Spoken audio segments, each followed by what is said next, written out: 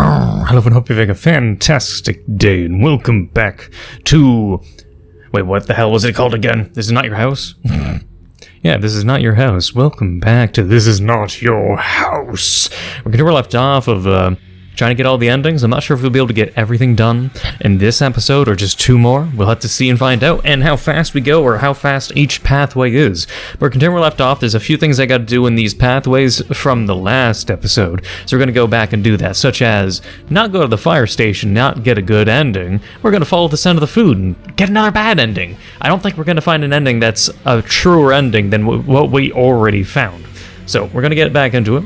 But otherwise, you should check out my pinned comment down below if you want to check out my Discord server. If you want to join a friendly community filled with people that are nice and friendly, you'll join the server and you'll notice they'll have people tell you, welcome to the server, please read the rules. Like, trying to get that nice humble community kind of thing going, as I say in all my videos. But yeah, we're just going to go where we left off. Let's follow the scent of food. Roger's hunger takes hold of him. It demands satisfaction. So he follows the scent in the air. He finds his way to the nearby Ultra store. The welcomer at the door barely notices him, distracted by a handheld gaming device. Roger wanders the vacant halls of the store until he finds men's clothing. He grabs a simple outfit, a pair of socks, and some sneakers. Then he heads straight for the ready-made meals by the self-checkout, piping hot pizzas for breakfast. Roger grabs one of the boxes and takes a seat on the floor in front of the display. He uses the box as a plate and chows down on the warm treat. A bit sleepy but satisfied, Roger takes a moment to think. Did you, dine and dash without the dashing part yet? With some warm clothes and a full stomach, the answer strikes him almost immediately. Roger shuffles out of the store, leaving discarded pizza boxes and tags in his wake. He makes his way to the ATM outside the store's entrance. Insert arm into automaton orifice? Excuse me? Roger reads the display and looks down. He sees the ATM's orifice. He slides his arm inside. It is cold, pulsating. Roger looks up at the display. His fingers grope around inside the orifice for the keypad. What? I was going to make a lewd joke, but let's... Roger feels the raised shape of the numbers on the keys. He pokes his pin into the pad. The ATM produces his funds. Roger pays for the clothes and pizza, and while checking out some additional supplies. I see. Roger had never committed a criminal act.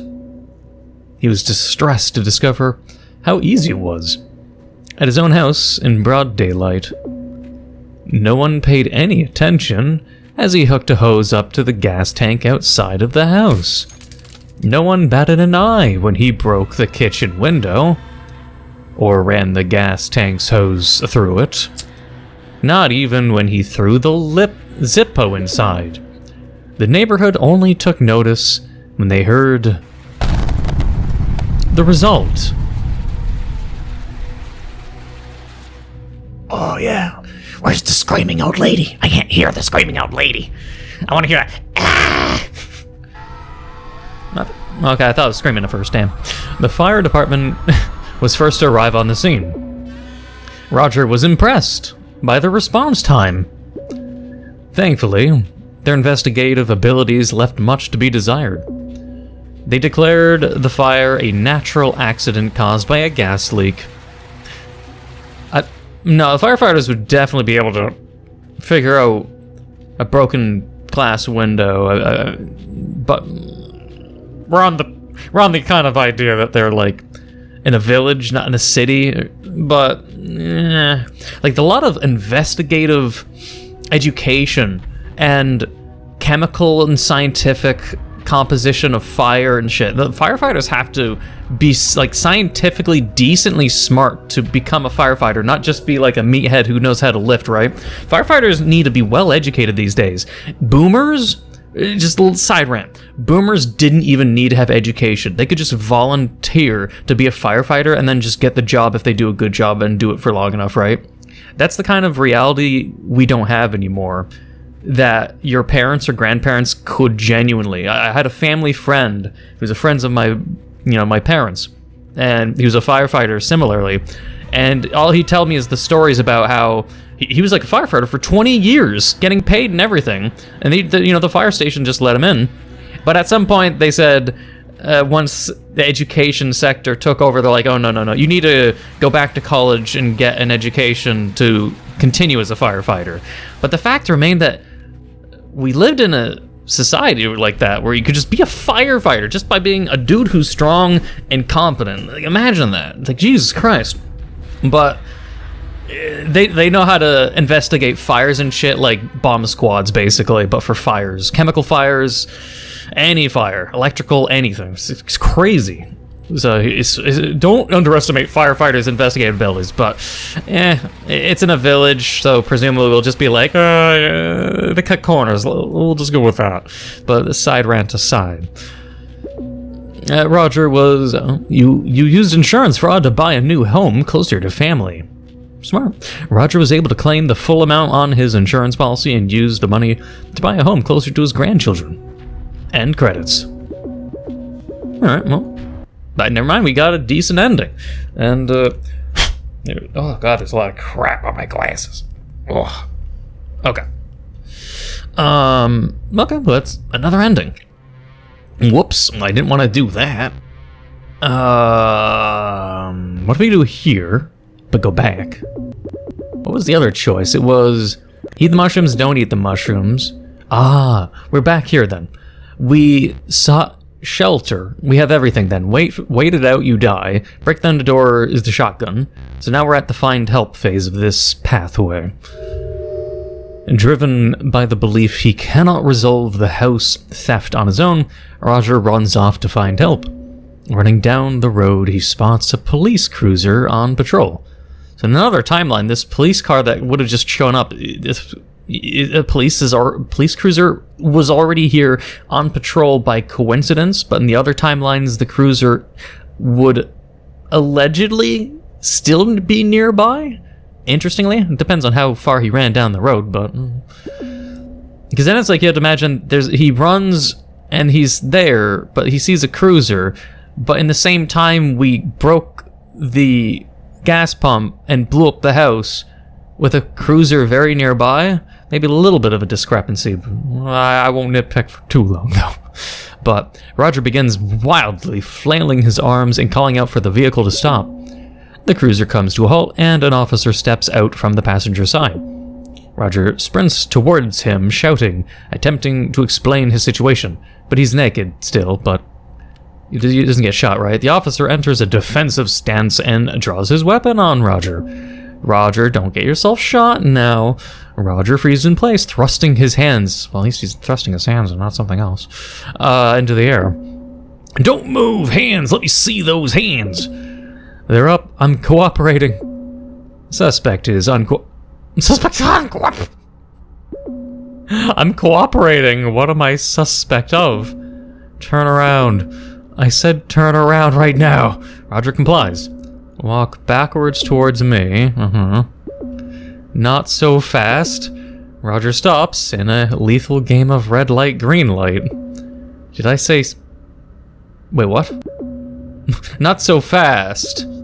Roger stops. Oh my god. Roger does not speak and he does not move.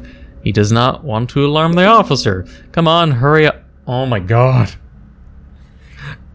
Ugh.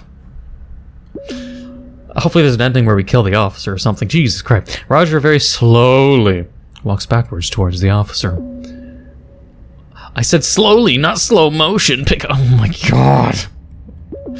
Roger does not hasten his pace, preferring to aggravate the officer rather than do something that could be seen as threatening. That's it. The sound of the officer's thudding footsteps draws near to Roger. Roger hears the handcuffs. He feels the cold metal. The officer thrusts Roger against the hood of his car. Roger can feel the cuffs tightening. Please, officer, I'm cooperating. The officer yanks Roger off the hood, steering him with the chain of his cuffs. The metal digs into Roger's wrists as he fails to anticipate the officer's movements. The officer pushes Roger into the back seat and slams the door. The officer quickly climbs into the front seat and jumps on the radio with dispatch regarding Roger's arrest. Roger's naked body wiggles for several minutes against the leather in the back seat while he attempts to sit up. The officer brings his fist down on the car's dash. Keep it down back there. Why? Goddamn Officer Karen over here. It's so annoying. A few tears stream down Roger's face in the dark. The tears make him feel ashamed, but he cannot suppress how angry and helpless he feels. Please, someone has broken into my house. Look, we're passing by it right now. Just pull over. The old someone stole my house routine? Save it for the judge junkie? Okay, well, I mean, he doesn't have evidence of, drugs, but okay, well, good luck. Good luck bringing that to court. This guy's on drugs! Take my word for it! I suspected it! I assumed myself right! I'm not a junkie. I am a senior citizen and I need help. You don't see many elderly junkies. Oh my god, shut the fuck up. What are you talking about? The officers sit in total silence as they cruise towards the station. Roger sits back and tries not to exacerbate the situation further. So you're telling us that you went out shopping and returned home to find your locks were changed? Yes, that's right. Then I started pounding on the door and some strange woman answered. Strange how? What do you mean? She stole my house. Right, but what is it that made her strange to you? How calm she was about it all, like I was a perfect stranger, like she belonged there. The officers glance at one another. So you found your locks changed and a strangely calm and comfortable woman at the door. I wouldn't call it comfortable, but she was in my car's... Okay, well, you should not have said that, because now you sound crazy. Good job, Roger. Of all the things, now you said something stupid. Great. So she left your house. No, she was in the house, and I turned around and saw her driving away in my car at the same time. Why is Roger being stupid now? A pair of twins, maybe? No, it was... You don't want to exacerbate the cops, but then you tell them everything that would make them think you're crazy. She was in the car and the house all at once. No, game over. So what happened to your clothes? She took them right there on the porch. When I turned to see the car taking off, she slipped my shirt off, and my nipples hardened. Are you gonna tell the officers that your fucking nipples hardened too? She took them right there on the porch, and it was so cold, my nipples hardened.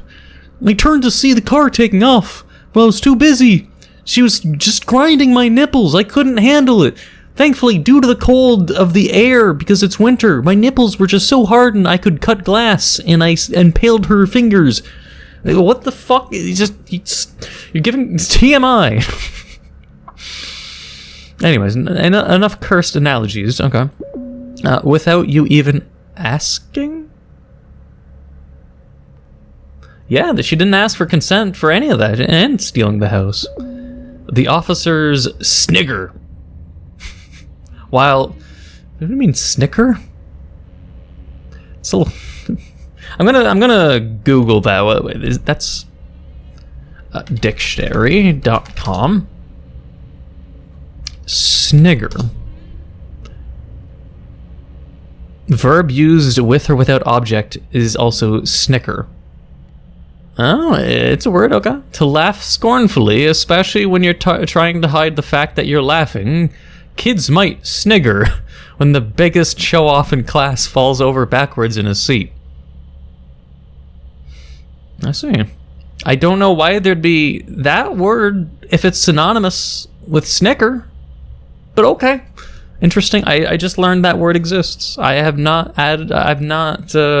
all my life, of my 35 to almost 36 years of existence, I've never heard someone use snicker as snigger. Interesting. The officers snigger while sharing a look.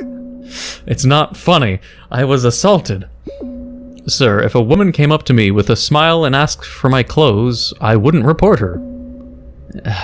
I mean, this is just, he's talking to a wall, whatever. She knocked me down and ripped my pants off. All right, sir, how much have you had to drink this evening? You haven't done a breathalyzer, so I mean, it's just getting tiring because he's not saying, yeah, you haven't done a breathalyzer, what alcohol? He's saying all the wrong things to fuck him over. It pissed me off. Not a drop. So you're telling me you try to get into someone else's... How he just said it's his, but you know, just shove words in his mouth too. I want these cops dead. I thought you saw the two of the same person and wandered the streets naked, but you haven't had anything to drink.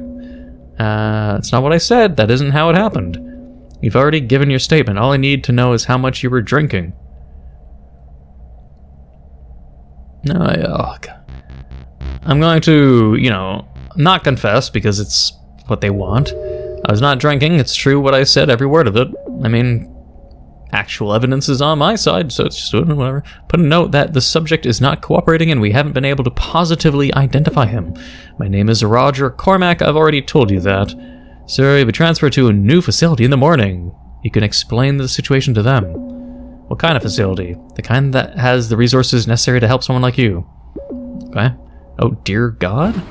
Roger spent the remaining of his life being shuttled between state mental institutions? How would he get diagnosed? Excuse me, you can't just be like, I am a cop. I diagnose you as crazy. I don't need a medical license. You see, I laughed sniggerly about this character's excuses. Don't question me. Okay. But yeah, mental institution. None were able to properly identify what ailed him. Why would he be there? He wouldn't. What year is this? 1940s? Without a diagnosis and treatment plan in place, they were unable to release him. What do you mean unable to release him? How could he be put in there without a diagnosis? How can you treat that which hasn't been diagnosed? That makes no fucking sense. It's pissing me off. He raved about the woman who stole his house and his cars. He just became crazy and irrational. It's a little bit forced, in my opinion. I feel like this entire scenario, this entire pathway, is so ludicrously fucking forced that it pisses me off. The staff learned to tune out his ravings as they did with all other patients, content to consider his ramblings those of a madman. Unspecific nonsense that you can hear pressing your ear to any patient's cell door. The police twisted your testimony. Oh, okay. Like, it'd have to be... I don't even remember what the timeline in this, but I'd assume it's just, like, not that old of a timeline. I don't think it's, like, you know, I don't think it's 1920s to 1980s, you know, where they do actual lobotomies or electric shock therapy. I don't remember the time of this, and there's cars. I guess I'd have to analyze to see what else exists in the universe to judge the year if it doesn't say in the store page. I'm not sure. But otherwise, that's that. Fine, we'll confess to drunkenness. Okay, guys, you got me. Being that they didn't use a breathalyzer, but you know, how old are breathalyzers? No, you know, I'm gonna check it out. How old are breathalyzers? Breathalyzers. When did they become standard? Breathalyzer, alcohol meter is a device measuring breath alcohol, BRAC. It is commonly utilized device, developed by inventor Robert Frank Borkenstein. Bork. His last name's Bork. In the 1950s. We've had the breathalyzer since the 1950s. So I guess we just had to chalk it up to ignorant, stupid, incompetent cops in this instance, unlike the based firefighter. The based firefighter is nowhere to be seen. Unfortunate.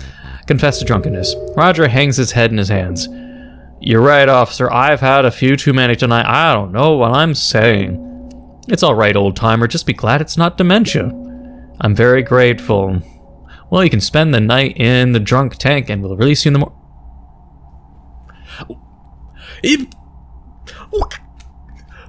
How there's such a severe difference just between admitting and not admitting? That's not how entrapment works. To confess gets you the guilty sentence. To not confess means you get away. Because if you don't confess and they don't have the evidence, they have to let you go. Their hands are tied. So, I mean, I'd represent myself. I don't need a lawyer. I'd be like, okay, well, where the fuck's the evidence? Where's the court? Where's the trial? It's just, you're skipping all that. Thank you, officers. Roger spent the last few hours of the evening resting on his cell bench. He can stay warm in the jail and have food. It's fine. It's on the bright side. It was rigid and uncomfortable, but Roger had learned to deal with the discomfort in the service. True to his word, the officer released Roger first thing in the morning. Elder abuse otherwise, and veteran abuse otherwise. I don't know, it's hard to imagine a cop, of all people, being rude to veterans, right? You'd have to be the most despicable piece of shit for a person to be like, no, I am a veteran, and a cop being like, sure, bud. It drives me up a wall just thinking about it. Roger received a pair of sweatpants from the Lost and Found to replace his jumpsuit. He had no phone or wallet and no idea what direction his house was in. Where the fuck is he then? He'd never been downtown and didn't know how to find his way out. Oh, am I going to become a hobo? He focused on finding shelter and food. He spent each day meeting his fundamental needs. Most passerbys refused to look at him. The rest were too frightened by his appearance to speak with him. Everyone kept a safe distance from him. He faded into the crowds and entirely out of memory. The police released you for giving false testimony they wanted. They wanted? What do you mean they wanted? Like, they're out to get me? This was the plan? Are the police, like, working with the old lady? Being that he still admitted that he saw 2 exact replicas in the old person means there's still something amiss about the reality of this universe. There's something not right. Like, wait, what is the show what is the show I'm thinking of? The Outer Limits, let's say. It's like The Outer Limits, probably, right? There's something is off, but we just haven't figured out what. Besides, the granny is strange, but the granny can die. So we have to keep going. Besides getting annoyed by, like, irrational, unrealistic things. Just, it's a shame Roger, I guess, can be stupid in some instances. But it's like, what would... Being in an unfamiliar place and not finding your way... But it's just like... He's a veteran. He lived in the time where GPS was irrelevant, where it was normal to read and understand maps, and phone books, and... There'd be usable payphones for everything. There'd be taxis you can use. And if it's in more modern, you can use an Uber. You can use any of that shit. There'd be some ways to scrounge money for a ride. Nothing prevents this guy from hailing a taxi, being like, hey, bud, where the fuck am I? Here's some spare change. Like, as soon as you get any money, beg for money, get $5 or $10, then ask a taxi, hey, can you drive me to X street? This veteran just... He doesn't remember the street he lives on? He just gives up and just like, oh, well, this is downtown in the town I lived in. I'm unfamiliar with this part of town. Guess I'm fucked. Guess I'll just become a hobo. Huh? He didn't even try all of what he would do. A veteran, especially. Then, like, he served in the Cold War or World War II, maybe the Korean War kind of thing. They would have... borderline, you know, like Boy Scouts knowledge, and unless he was completely, literally, like, so far dementiaed, so Joe Biden, so out of it with Alzheimer's or something, it's unrealistic for him to get lost and give up, and he gets a taxi when he can, finally gets to his house, and he tries again, or he tries again but with help. But instead, it's just, now he faded into the distance like he's Solid Snake at the end of Metal Gear Solid 2. He just, like, talks to Raiden and then says, see ya. End credits. It's a little forced, just because, like, the firefighting ending was so rationalized, so normal, that going from there to this and the other ending, it's just like everything... has to go wrong. You have to say all the wrong things. You have to be absolutely out of your mind to fuck up this fucking bad.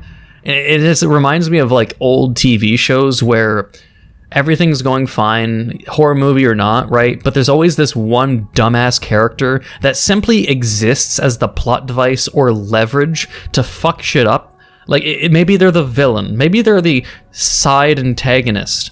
And their whole purpose of existing is to fuck shit up. Like, if it's an alien movie in space, there has to be that one guy who is immature, and he'll flip a switch to like create the self-destruct signal without asking anyone else for help. You'll have a team of scientists who are the brightest in the whole world, but then you'll just have that one scientist who's a complete dickbag who fucks everything up because he's emotionally butthurt or something.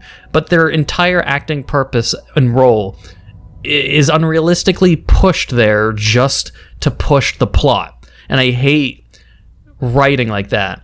It's so lazy in a professional medium in my mind.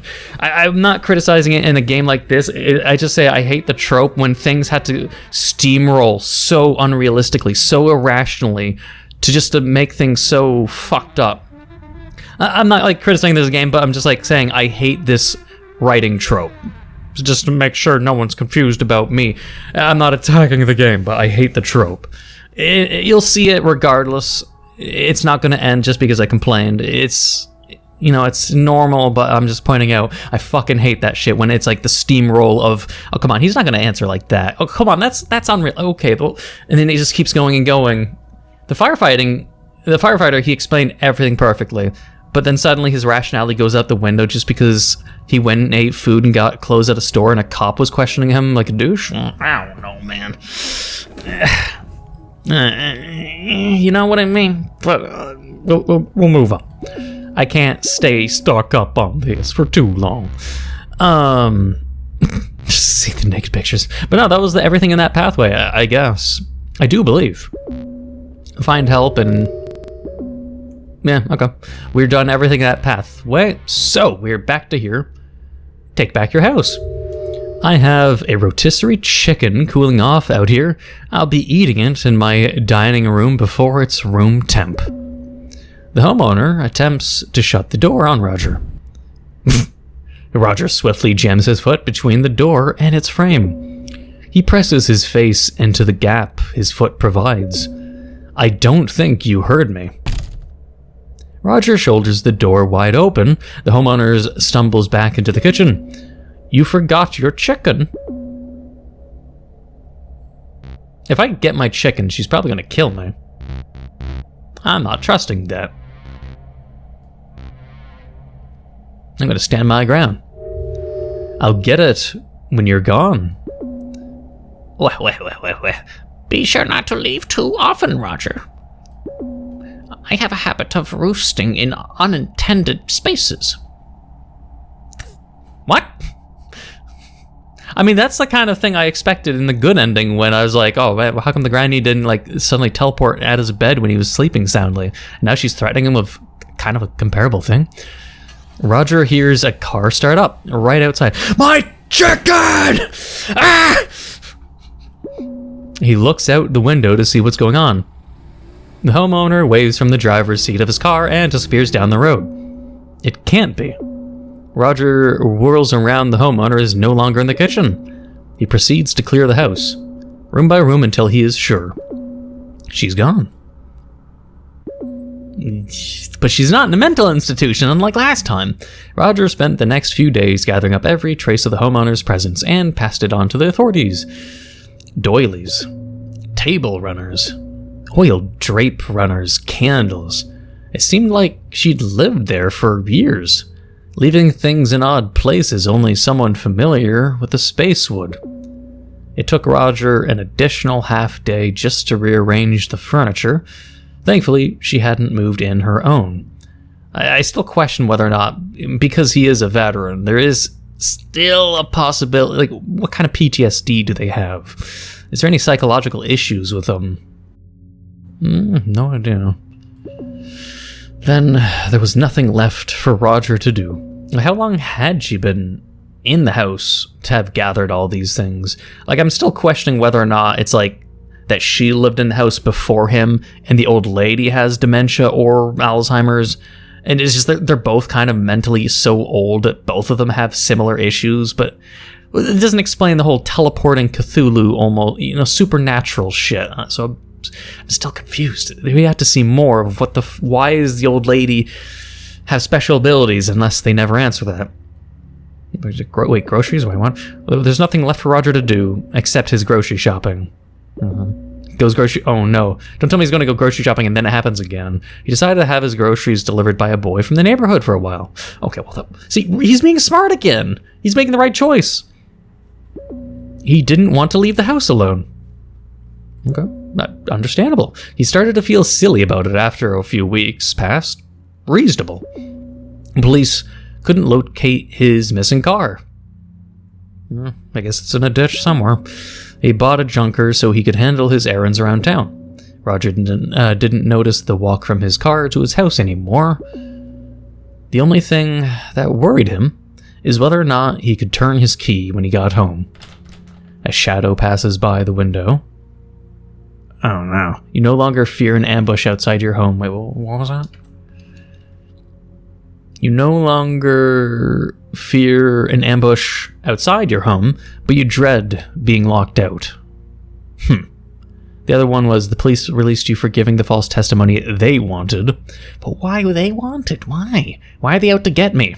The police twisted your testimony and sent you deeper into the system, never to return. What is the system?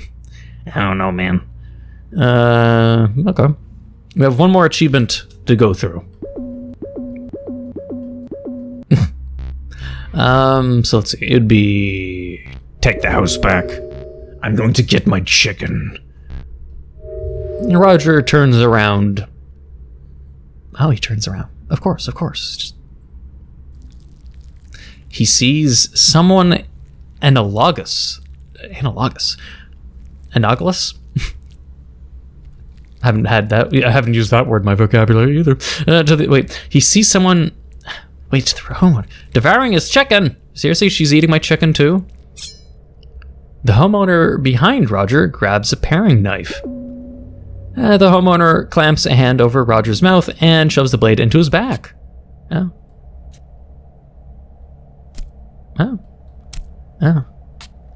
okay. Roger tries to bite the homeowner and break free.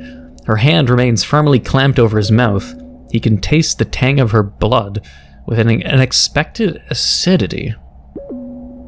The homeowner gently lowers Roger to the floor. Roger tries to get up, but grows weaker as his blood pumps through his heart and out his back. The homeowner keeps him pinned to the floor and presses down to strain his breathing. Roger grows tired and slips away into a calm and reassuring dark. The homeowner's analog grabs the grocery bag and carries them inside. It sets the bags on the floor and steals a glance at Roger. We have plenty to eat tonight. There may even be enough to store in the freezer.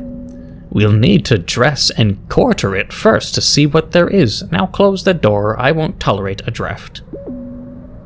They called it the homeowner's analog. Is the twin/duplicate. I see. The homeowner's analog grabs the door and throws it shut. The goings on of the house safeguarded from the eyes of prying neighbors by a door and some drapes. We don't know then. Damn it. Okay, so it's one of those games where they won't fully reveal the mystery. But I will give at least props for that, because I'm kind of tired of horror games that do have a mystery to it. And I did bring up, because of this music, I'm going to do this. I did bring up The Outer Limits for a reason, because a lot of older shows or older horror like to rely on, showing, not explaining, show, don't tell kind of thing. And a lot of times with mystery and horror, and one prime example I'd bring up is things like the Condemned Origins and Condemned 2 series, for those that ever played that. It's like a first-person action melee combat system with a horror on the side for anyone that's played Condemned. And Condemned 1, you don't know what's going on or why shit is going insane. You're not really given the full story. But then they release Condemned 2, and it's arguably a better game, better gameplay, and, it's like a better version of the first game. But they fucking over-explain every mystery, every element. They explain why people are going crazy, and they just over-explain. So then there's no more mystery to the game. And I don't know what the major reasons why there's no Condemned 3. Maybe sales, maybe the story writing for Condemned 2. I don't truly know. But the point being, Condemned 2, they fucking over-explain. There's no sense of mystery anymore. While the first game, you sort of play like an investigator, investigating a crime, and it just, escalates of mystery and suspense. What's going on? Why is this happening? You don't know the answers, so you become invested. And then the second game comes out, and it's just like, oh, it's because we put, like, fucking sound devices all across the city, and it's just a silent noise that no one can hear, but it turns them crazy. And that was their, that was their excuse. Not excuse. That was their reason for all of the madness was, hey, we put beeping low battery smoke detectors all across New York, and that constant beeping from the unchanged battery of the fucking fire alarm that's in most people's fucking houses and apartments. Every time you play a game with people who leave their microphones on, microphones on, and they're from a city or some fucking house, and everyone's heard it, right? That smoke detector beep. And then people don't change the battery and they let it beep for years, those kinds of people. It's like that. And that apparently caused all the horrors and insanity. And after that, there's no mystery. In this, they don't explain why the granny is weird and has a duplicate. They don't explain if it is a twin. There's no explanation at all. And that's for the better. Even if the game doesn't have a sequel, it might have a sequel. It might never show this granny character ever again. But I do wish we saw more of, let's say, the granny's ability besides a duplicate. They have acidic tasting blood. They're likely not human and not a human twin of each other. But we don't really get to know too much. I'd want to have seen more vague interpretations or glimpses of what kind of creepypasta style shit they can do, but without revealing too much. Because again, I kind of appreciate the lack of over-explaining, but at the same time, I want to be hooked in and be more interested in the built lore, whether it's a standalone lore or not. I kind of want to see what they can do more. Else it's just like, well, I mean, they can duplicate and they stab you in the back and they can argue with you and they're not human. I mean, okay, I mean, it's like a fucking skinwalker, but is it a skinwalker? They don't tell you. I don't know, man. The mystery's fine, but I wish I knew a little bit more without being told exactly what it is. That's basically it. But otherwise, enjoyable enough. Hopefully you guys enjoyed the comedy and the commentary as well. If you have enjoyed, please leave a like, comment, hit the subscribe button, big muffalo subscriber, hit the notification down below for updates on my videos. Thank you for watching, and until the next time.